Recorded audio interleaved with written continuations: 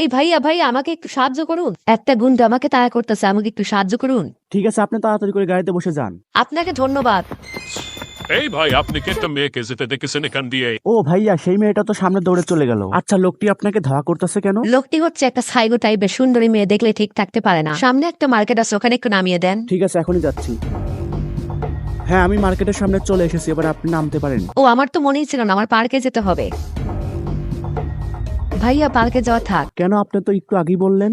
হ্যাঁ বলেছিলাম, কিন্তু ওখানে যাওয়াটা নিরাপদ নয়। আপনি বরং শপিং মলের দিকে যান। ও আমার তো মনেই ছিল না আমার ব্যাগের ভিতর পানি আছে, আপনি হয়তো ক্লান্ত, পানিটা খান। হ্যাঁ, আপনি ঠিক বলেছেন। মেয়েটিকে মোটেও সুবিধার মনে হচ্ছে না, আমি একটু খাওয়ার ভান করি।